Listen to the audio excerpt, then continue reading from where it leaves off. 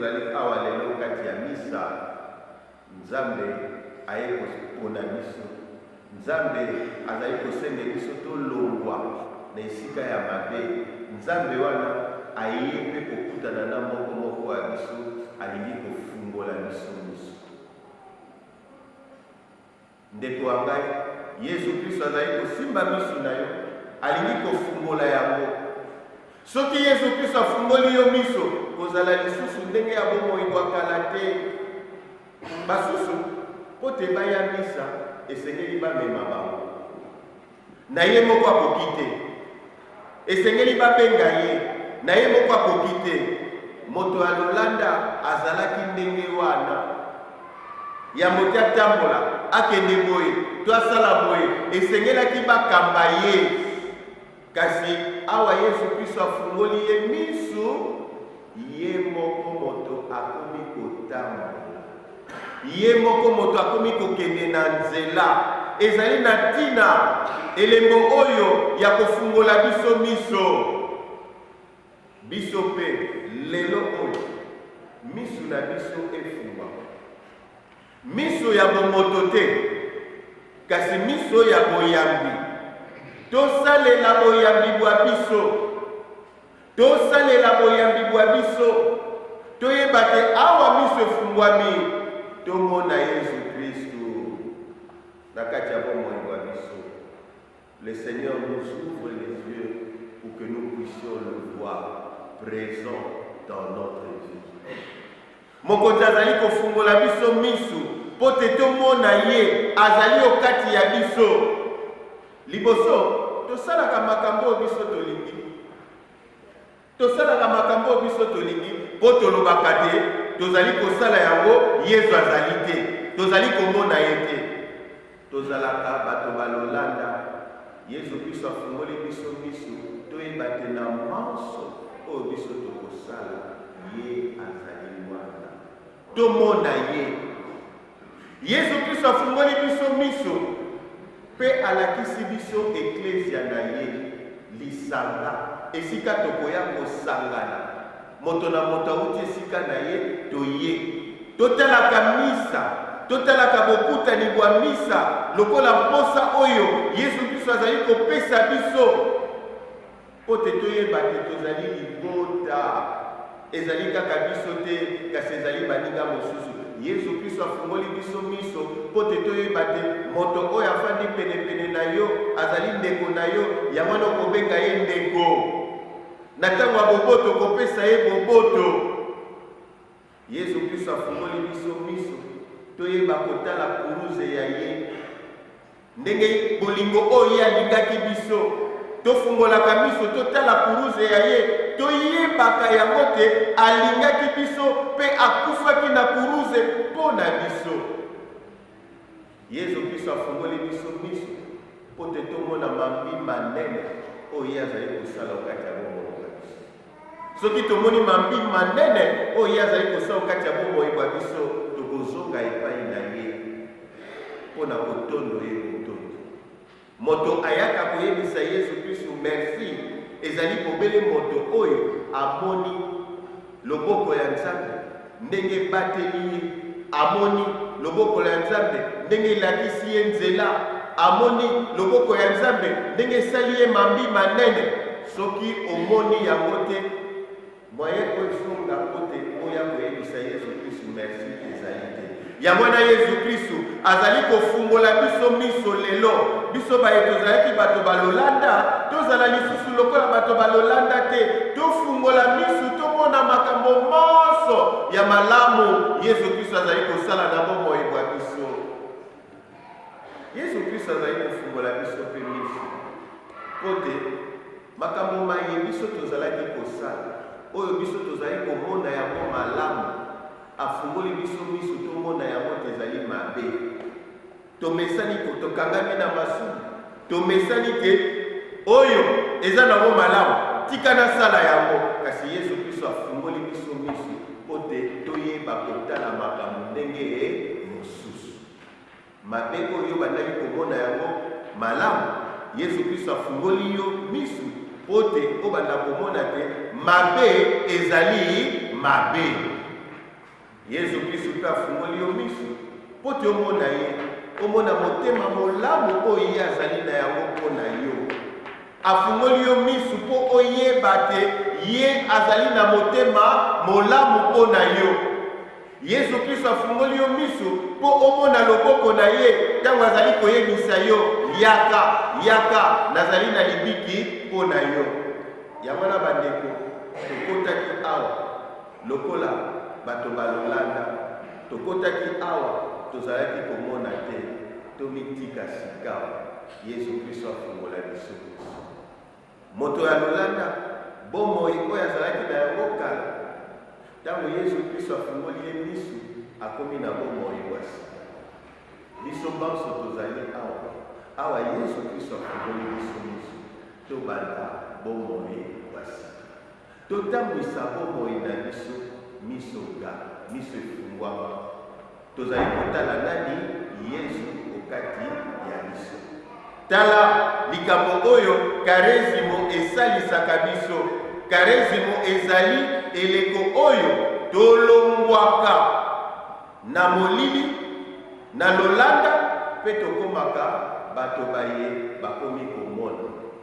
Ndeko wa ngai, ozali na ino na molili, ozali na ino miso ekangama, ozali na ino kotambola lokola aveugle, ozali lokola lolanda, moto ya lolanda, to olingi kokoma moto oyo akomi komona, to ozali conscient ke Yesu Kristo sikawa afungoli yo miso. Soki Yesu Kristo afungoli yo miso, bongwana kozala lisusu moto akala te. Moto ya lolanda ntango abongwani ye moto akomi kobenga Yesu Kristo profeta. Moto ya lolanda ntango abongwani ye nde moto akomi kokende koteya bato te Yesu Kristo moto asali ye mabi manene akomi kotémoigner mpo na nini ekoyela bomoi na yo te.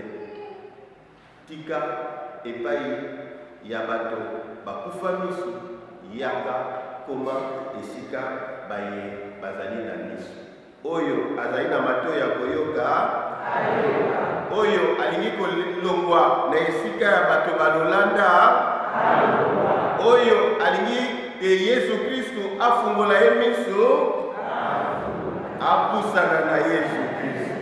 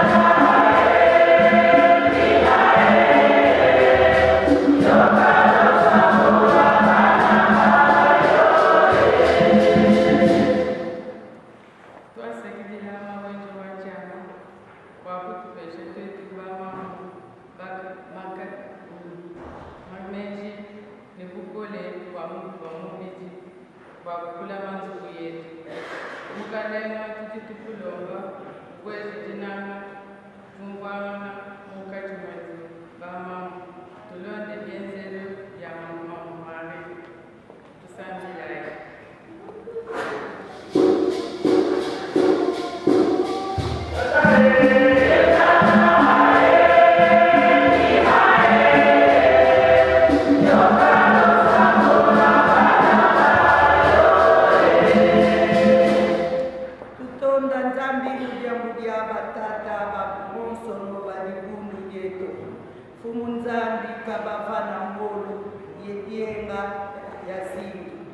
Tata ngefoti zola kento aku yebana baku bonso satu Joseph tusami.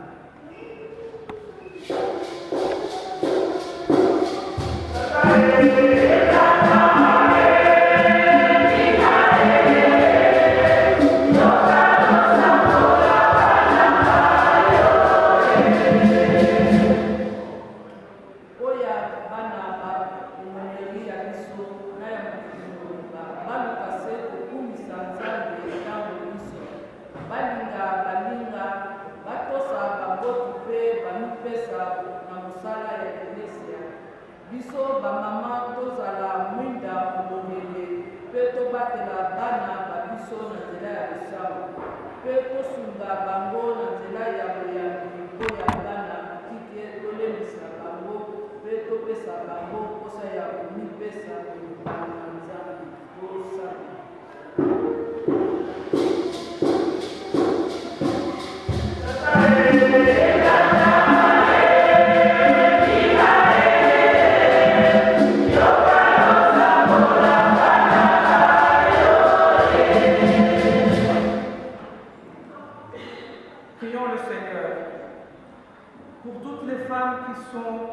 À travers le monde, dans des conditions où elles sont violées, attaquées, dans des pays qui sont déchirés, où elles sont victimes de viols, et toutes les autres femmes aussi qui ont des problèmes de violence dans leur foyer.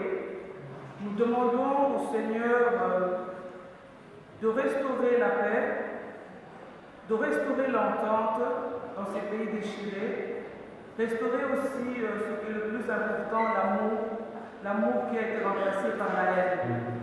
Seul le Seigneur peut remettre toutes ces choses en place et nous demandons vraiment que, spécialement dans nos pays qui sont vraiment déchirés par la guerre, comme exemple notre pays, le Congo, que la paix, la justice et l'amour règnent afin que nous soyons tous réunis dans l'amour de notre Seigneur. Prions le Seigneur.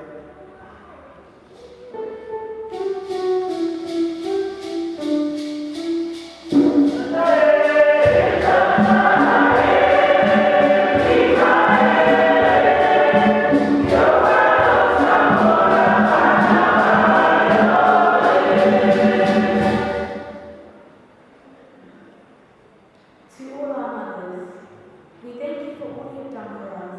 We pray that the Holy Spirit will guide and protect you.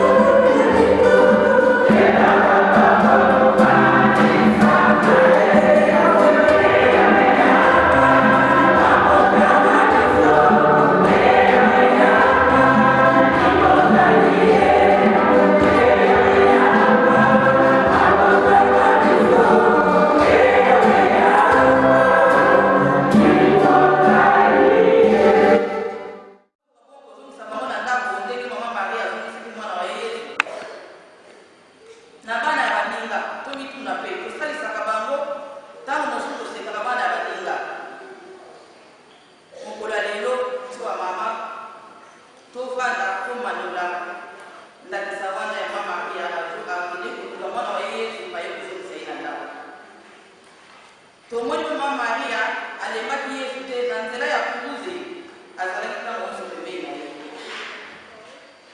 yango mpe Yesu atikala ekolakisa biso mama Maria na kuuze ntango alobaki na Jean tala mama epuis alobaki na mama Maria tala mwana Jean akokaki mama Maria te Jean amemaki mama Maria na ndako na ye mpe azwaki bopekisi ya ndenge na ndenge tika biso bamama kozalelo bamama ya mondeli bamama catholique tozala fier ya koappartenir na église catholique tozala fier ya koloba oyo etali ndakisa ya mama Maria na kati na bomoi na biso tozala baoyo bazali kotémoigne misala ya mama Maria asalaki na kati ya bomoi ya Yesu mpe biso tokobandakisa wana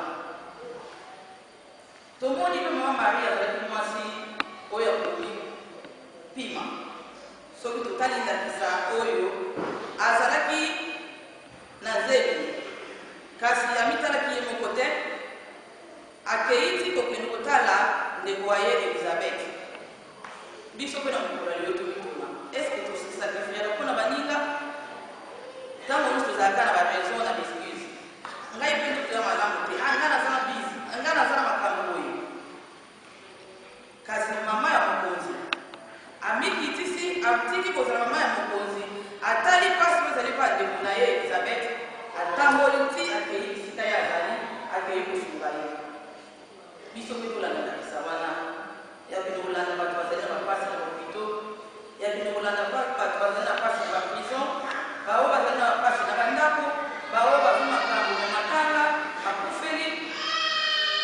totala ndakisa wana ya mama Maria ekomo kosalisa biso na mokolo ya lelo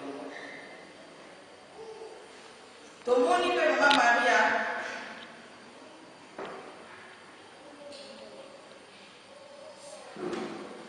tomoni mpe ndakisa monene ya mama Maria azalaki intercesseur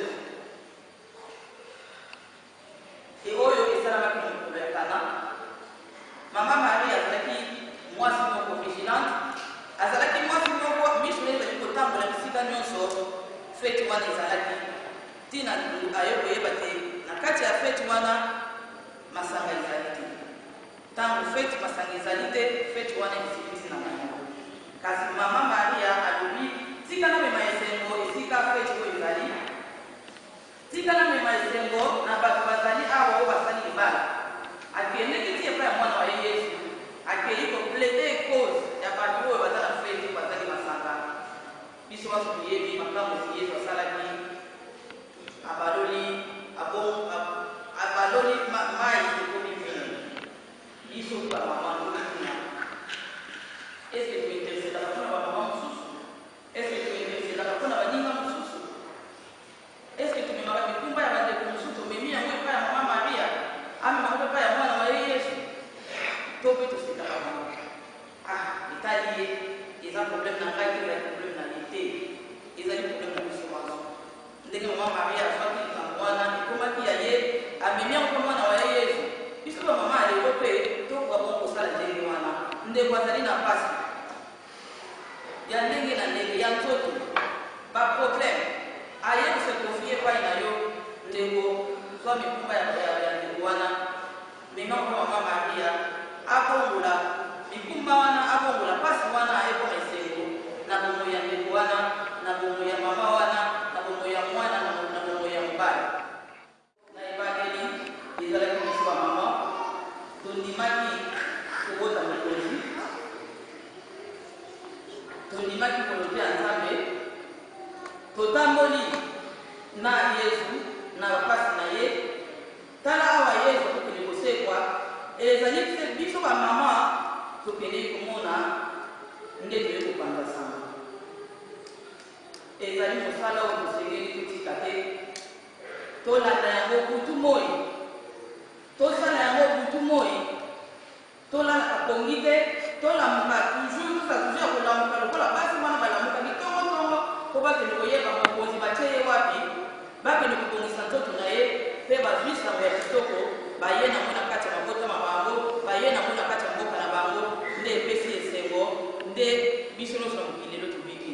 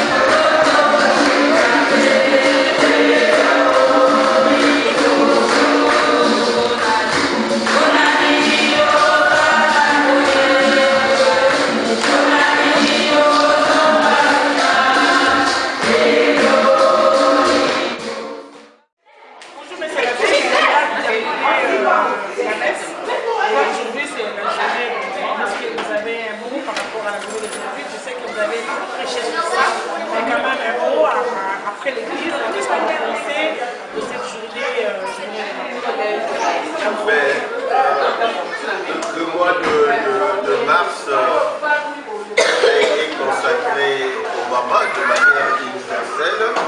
Et puis ce dimanche ici, dans ce pays qui nous accueille, a été consacré à Mother's Day.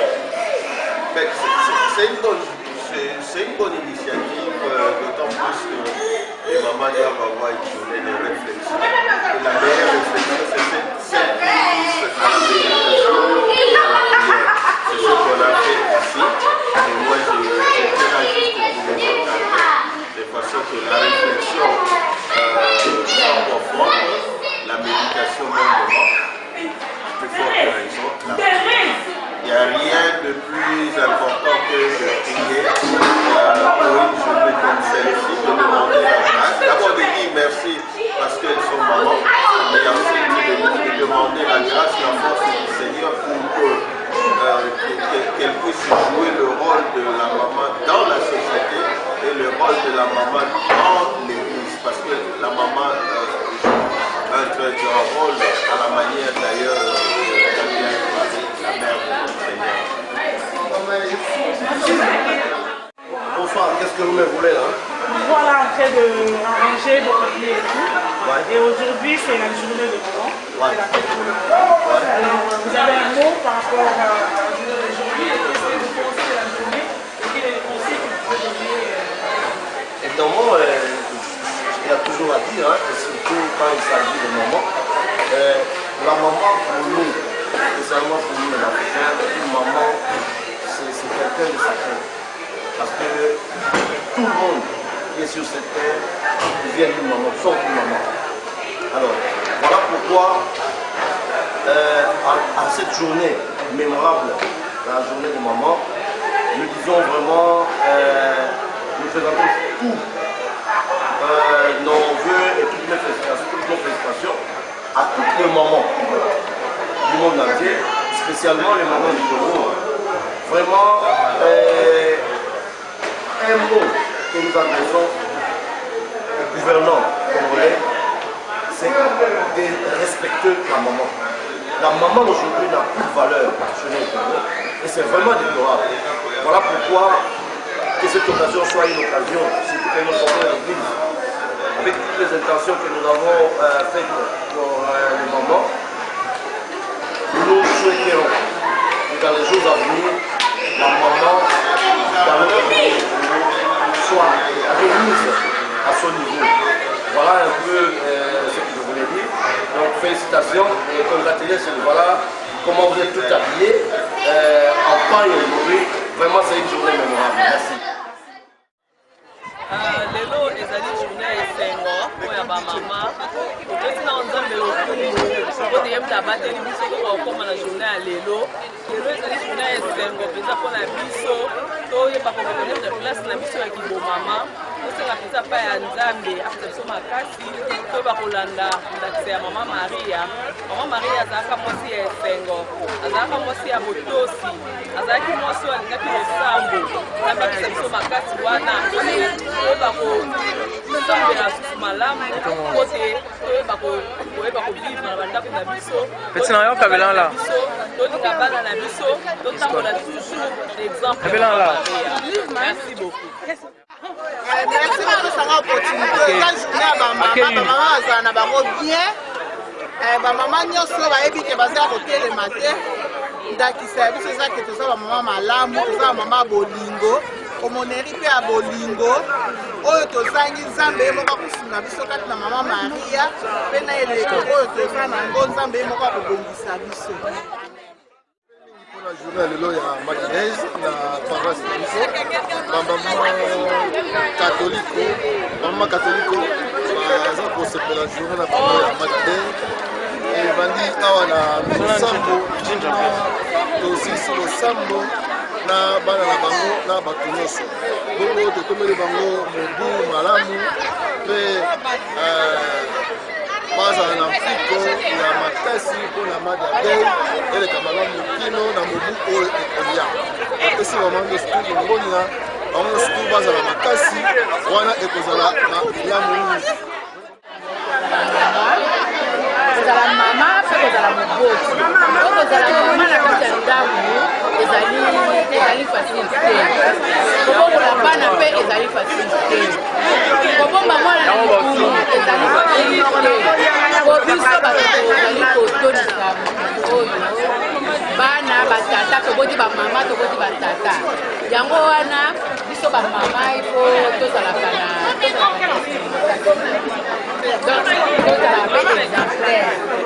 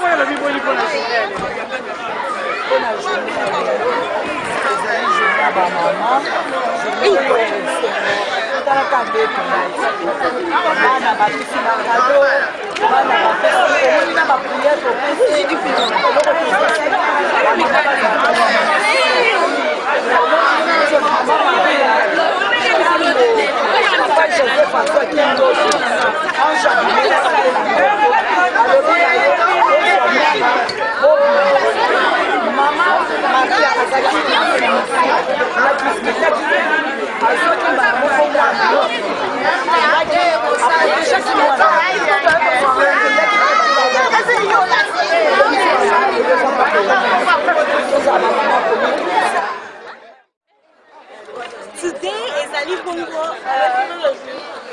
Mother's Day. So, la mère nyoso na pesi bino salam, happy Mother's Day. Bozala malamu, bolakisa bolingo ba père, bobengana ba père na ndako te parce que c'est pas bien quand même. Oh, bonne journée à tous les mamans. Je vous aime tous. Vous allez bien. Botika botosa ba papa. Vous battez la papa malamu. Vous pouvez pas me faire un conseil à bien. Votre cola. Vous avez la fille maman. Happy Mother's Day, Siana, Jenny, Reggie, Nagaja.